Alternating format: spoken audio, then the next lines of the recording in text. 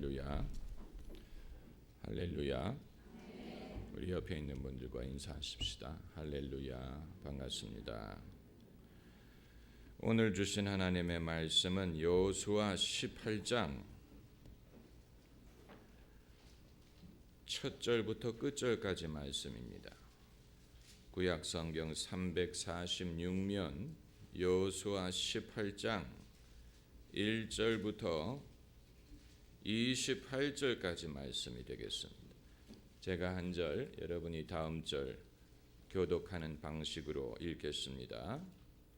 이스라엘 자손의 온 회중이 실로에 모여서 거기 회막을 세웠으니 그 땅이 이미 그들의 앞에 돌아와 복종하였음이니라.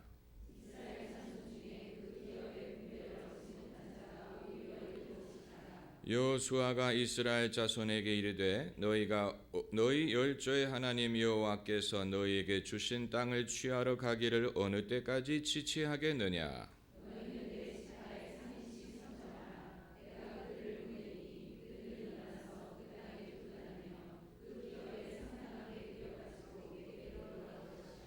그들이 그 땅을 7 부분에 나누되 유다는 남편 자기 경내에 경하고 요셉의 족속은 그 북편 자기 경내에 거한즉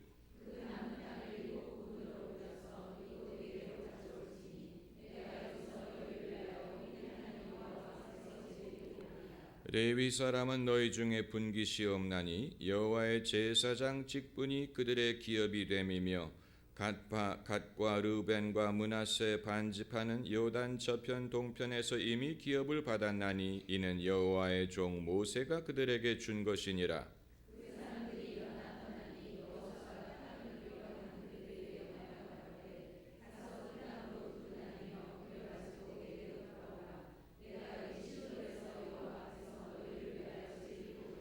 그 사람들이 가서 그 땅으로 두루 다니며 성읍들을 따라서 7 부분으로 책에 그리고 실로 진에 돌아와 여호수아에게 나오니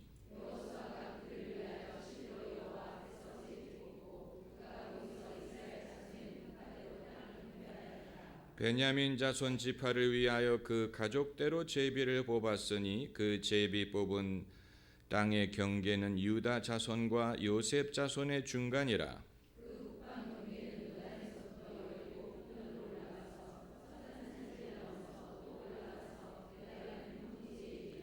또 그 경계가 거기서부터 루스로 나아가서 루스 남편에 이르나니 루스는 곧 베델이며 또 그 경계가 아다롯 앗달로 내려가서 아래 벳호론 남편 산 곁으로 지나고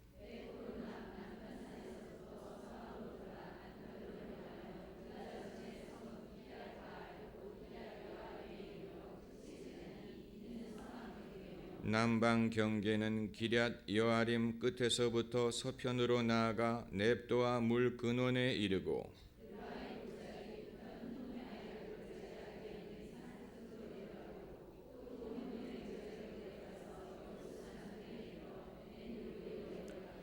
또 북향하여 엔 세메스로 나아가서 아룹 및 비탈 맞은편 글리로스로 나아가서 르우벤 자손 보안의 돌까지 내려가고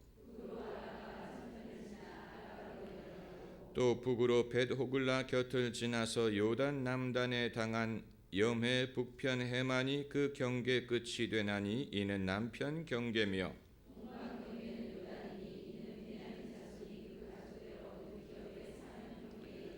베냐민 자손의 지파가 그 가족대로 얻은 성읍들은 여리고와 벳호글라와 에멕 그시스와 아윈과 바라와 오브라와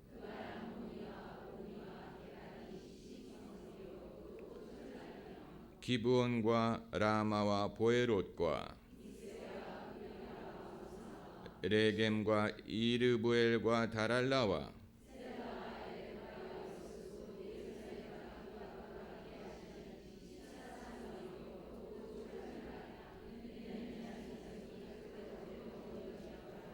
아멘. 오늘 본문 말씀에 기록된 사건은 이스라엘 백성에게 있어서 역사상 한 번밖에 없는 전무후무한 사건이었습니다. 우리가 이렇게 말을 더듬으면서 이 구절을 평범하게 읽기 때문에 잘 깨닫지 못하는 것뿐이지, 실제 그 상황을 상상해 보면 어마어마한 사건이 지금 여기에서 벌어지고 있는 것입니다. 이것은 이전에도 없었고 이후에도 없을 단 한 번 이례적으로 그들에게 찾아온 기회입니다.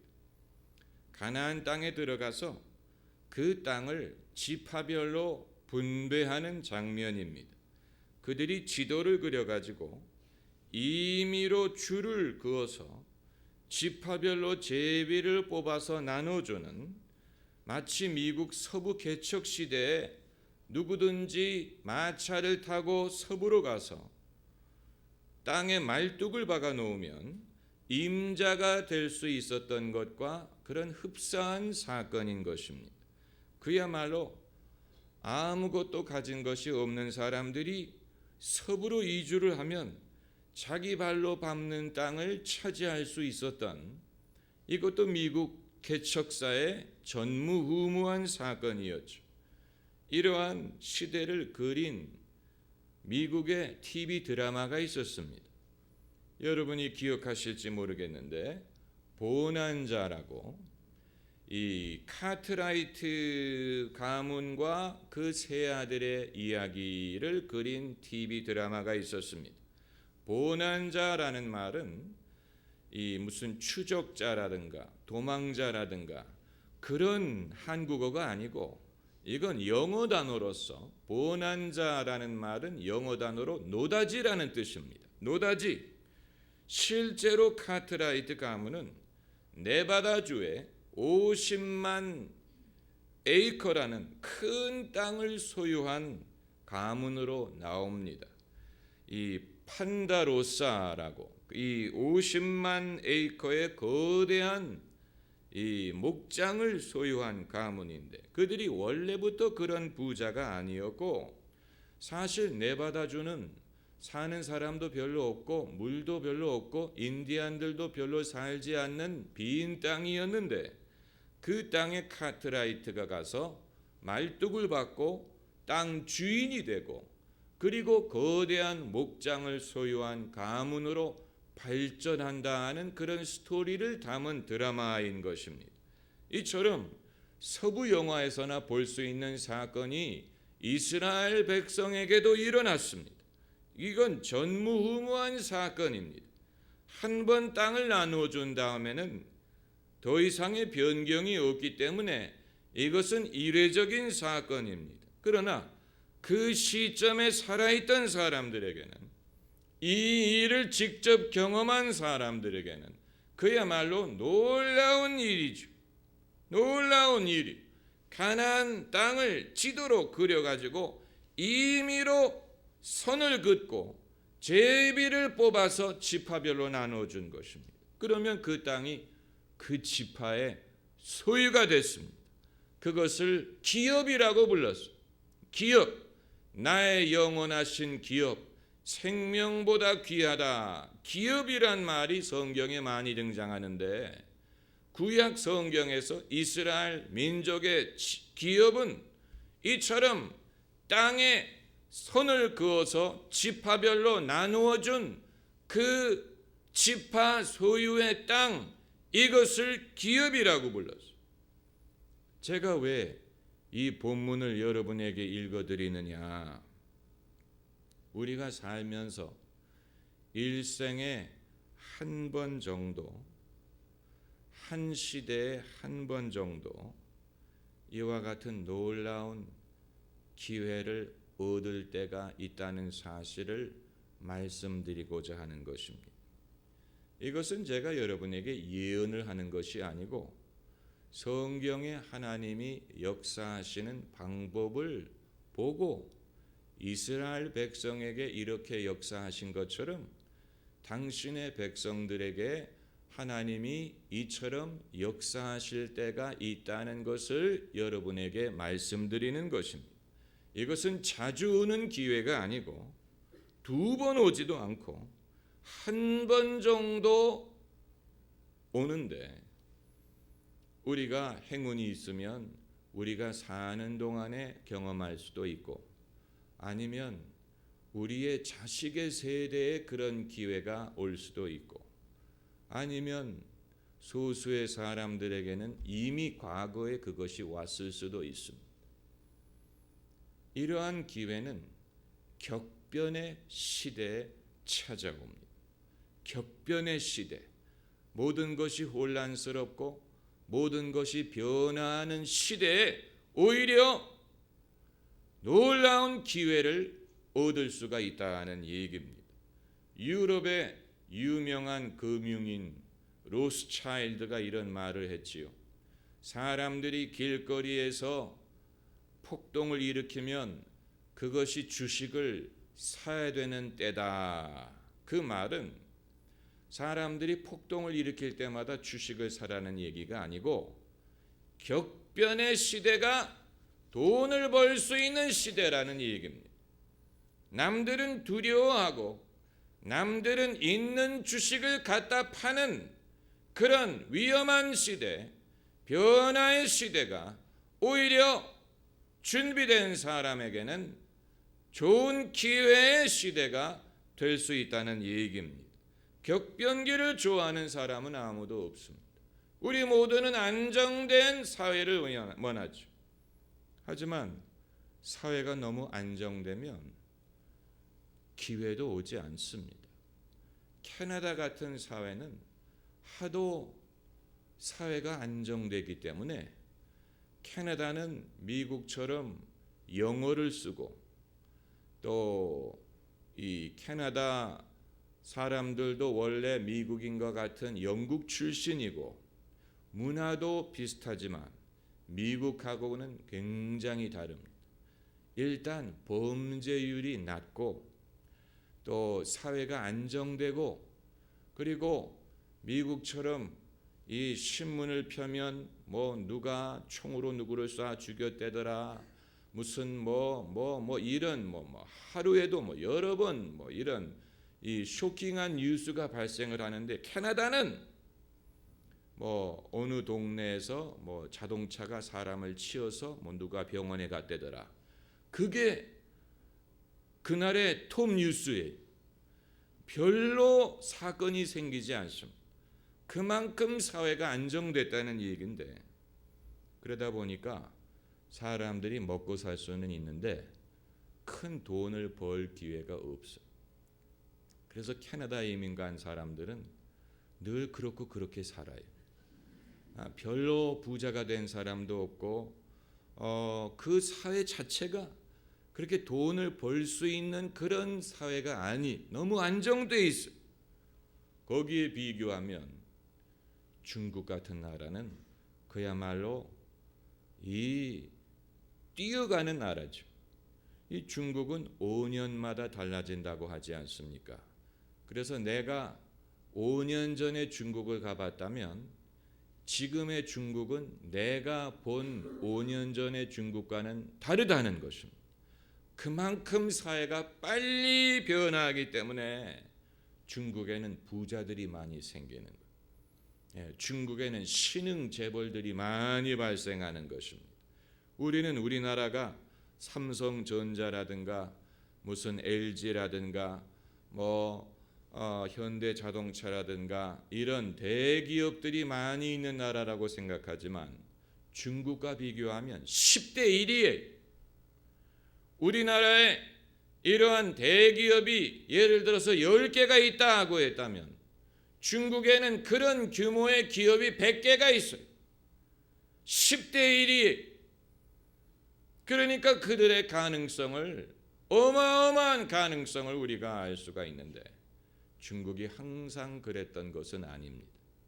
중국이 격변기를 맞게 되면서 엄청난 기회가 그들을 찾아오게 된 것이죠. 두바이 같은 나라도 마찬가지입니다. 두바이는 사람이 휴가를 갔다 오면 자기 동네를 못 알아볼 정도로 빨리 모든 것이 세워진다고 합니다. 세계에 있는 이 크레인이 전부 다 두바이에 찾아왔을 정도로 사방의 공사를 하도 많이 하다 보니까 부도가 나기는 했습니다마는, 그러나 굉장히 빠르게 변하고 있는 나라 중에 하나가 두바이. 그렇기 때문에 돈이 많아. 사람들이 돈을 많이 벌어요. 러시아도 그렇고 대한민국도 변화가 빠른 나라 중에 하나입니다.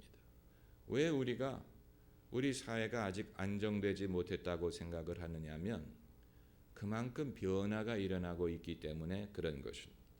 과거보다는 변화의 속도가 줄어들었어요. 지금은 좀 안정기에 접어들었습니다. 그리고 경제가 좋지 않다고 말을 합니다마는, 그러나 기회를 우리가 기다려야 됩니다. 기회. 이스라엘 백성에게만 이런 기회가 찾아온 것이 아닙니다. 사실 오늘 본문을 보면 이 기업, 이 지파들이 땅을 얻는 방법이 너무 쉬워서 아마 그 사람들은 자기 살을 꼬집었을 것입니다. 이렇게 쉽게 땅을 얻어도 되는 거냐? 이렇게 쉽게 땅을 나눠줘도 되는 거란 말이냐? 이거 남의 땅을 우리가 나눠 먹는 거 아니냐? 남의 땅을 나눠 먹는 거 맞습니다.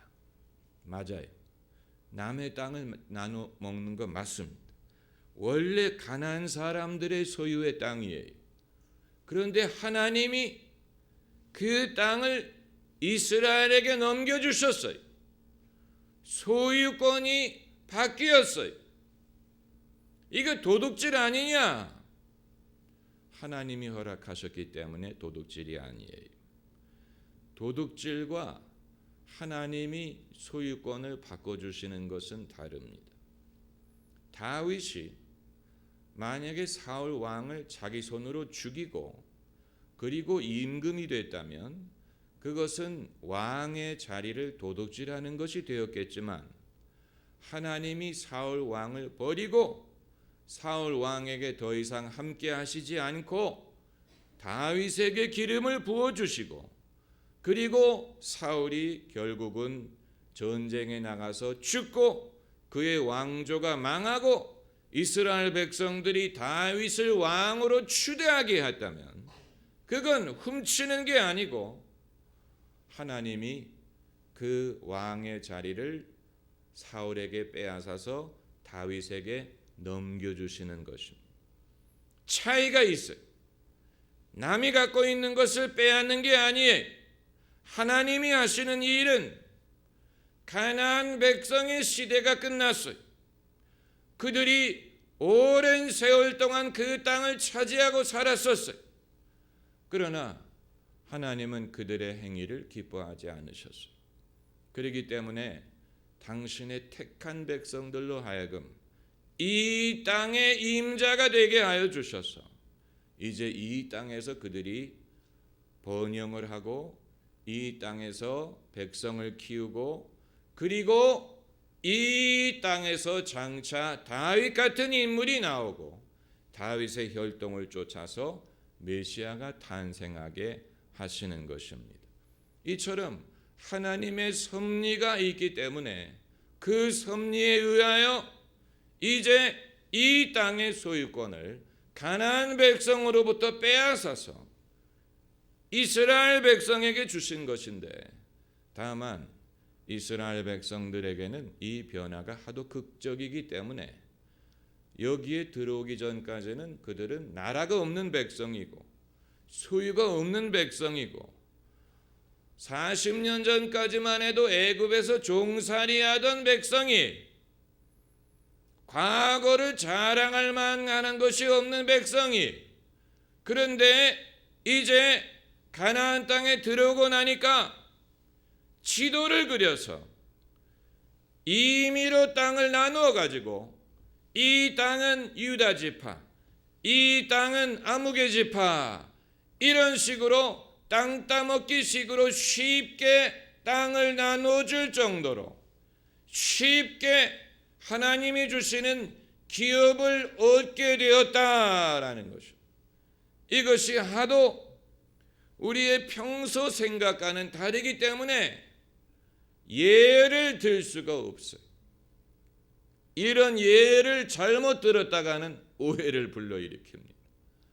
이것은 당사자만이 알 수 있는 일입니다. 예를 찾기가 어렵습니다. 그래서 제가 든 예가 보난자의, 이건 실제 있었던 일이니까, 서부 개척 시대에 임자 없는, 사실 인디안들이 원래 임자지만 인디안들은 그 땅을 백인들처럼 소유하지는 않았던 것 같습니다. 그런데 이제 이 아무것도 없는 이주민들이 마차를 타고 서부로 가서 그들이 말뚝을 박으면 그게 그들의 소유가 되었던 유일무이한 전례가 있었지. 제가 여러분에게 말씀드리고자 하는 것은 이러한 일이 일생에 한 번 정도 일어날 수 있다는 것을 말씀드리는 것입니다. 한 번 정도, 한 시대에 한 번 정도, 격동의 시대에 남들은 두려워하고 남들은 이 주저할 때에, 우리가 기대하지 않던 때에 이처럼 하나님이 소유권을 바꿔주시고 남이 갖고 있었던 것을 이제 더 이상 그 사람이 간직할 수 없기 때문에 우리에게 그것을 넘겨주시는 때가 올 수 있다는 것을 말씀을 드리고자 하는 것입니다. 한 100년에 한 번 정도 일어날 수 있지 않을까. 이건 예언이 아니에요. 예언이 아니지만 사람이 비가 오기 전에 몸이 욱신욱신하지 않습니까? 그 사람은 이 날씨의 변화를 미리 감지하는 것입니다. 짐승들은 훨씬 더 빠릅니다. 요즘은 서울거리에서 제비를 볼 수가 없지만 옛날에는 제비가 많았어요. 이 제비가 낮게 날기도 하고 그랬습니다. 그래서 소나기가 오기 전에 제비가 낮게 날았어요. 제비가 낮게 날기 시작하면 소나기가 온다는 징조예요. 사람이 소나기의 징조를 보기 전에 새와 짐승들이 먼저 그것을 느낍니다. 마찬가지로 우리 삶에 어떤 기회가 있을까, 장차 어떤 기회가 기다리고 있을까를 감지하는 사람이 있고 감지 못하는 사람이 있고 무관심한 사람이 있고 그리고 불신하는 사람도 있습니다. 그건 그 사람 자유. 무관심한 사람은 무관심하면 됩니다. 그러나 이 당장은 아닐지라도 우리가 세상을 볼 때 지혜의 관점에서, 믿음의 관점에서, 하나님이 주시는 지혜의 관점에서 세상을 볼 때 앞으로 대한민국에도 그러한 기회가 올 수 있겠다라고 내다볼 수가 있어요. 이건 특별한 선견 지명이 있어야만 되는 게 아니고 지금 우리나라의 상태를 보면 남북 통일이 되기만 해도 엄청난 기회가 기다립니다. 남북 통일 그 자체, 남북 통일이 언제 될지 모르지만 남북 통일이 되면 우리는 통일 비용에 대해서만 신경을 쓰려고 하는데 동서독이 통일할 때 서독이 엄청나게 비용을 많이 썼대더라. 그게 엄청나게 큰 부담이 되었다더라. 이것만 생각을 하는데, 그러나 여러분, 우리가 비용만을 생각할 것이 아니고 거기에 따르는 혜택을 미처 상상을 하고 있지 못하기 때문에 그런 것입니다. 이런 기회가 올 때 얻는 사람도 있고 못 얻는 사람도 있습니다. 오늘 본문 말씀에 여호수아가 아직 기업을 얻지 못한 몇 지파에게 말하고 있습니까? 7지파가 아직 땅을 얻지 못했어요. 남들은 땅을 얻었는데 7지파가 아직 땅을 얻지 못했습니다. 그래서 3절에 여호수아가 이스라엘 자손에게 이르되 너희가 너희 열조의 하나님 여호와께서 너희에게 주신 땅을 취하러 가기를 어느 때까지 지체하겠느냐? 지체하지 말라고 말하는 장면이 있습니다. 여러분, 이러한 일생일대의 기회가 올 때 얻는 사람이 있고 못 얻는 사람이 있는데, 남의 눈치를 보는 사람은 얻지 못하고 민망해하는 사람도 얻지 못합니다. 주저하는 사람이 얻지 못하고 자격지심을 가진 사람도 얻지 못합니다. 그리고 기회를 놓치는 사람은 당연히 얻지 못합니다. 왜 민망하게 생각하느냐? 이거 너무 쉽지 않느냐? 이렇게 가져도 되는 것이냐? 여러 가지 이유로 사람이 민망하게 생각할 수 있어요. 제가 말씀드리는 것은 무슨 범죄 행위를 말씀드리는 게 남의 무슨 마약을 팔아가지고 돈을 번다 이런 걸 말씀드리는 게 아니고, 하나님이 허락하시고 하나님의 백성에게 하나님께서 새로운 일을 이루기 위하여 당신의 섭리를 쫓아서 이전에 상상할 수 없었던 새로운 문을 열어주시는 것을 말하는 것입니다. 이런 일이 당장 이루어지는 것은 아니지만 마음에 간직해 두고 있으면, 이 말씀을 여러분이 마음속에 간직해 두고 계시면 어느 한 시점에 실제로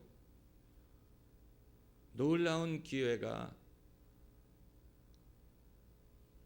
코너를 돌아서 저쪽으로 가는 게 아니고 여러분을 향해서 뚜벅뚜벅 걸어오는 것을 여러분이 보는 순간이 있을 것입니다.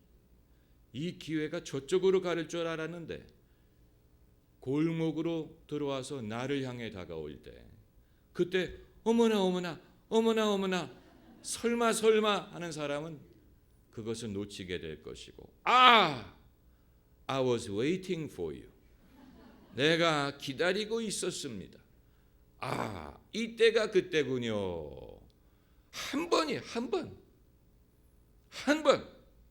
단 한 번. 그러나 한 번의 기회를 통하여 민족이 일어날 수가 있고 가문이 기업을 세울 수가 있습니다. 할렐루야. 기도하십시다.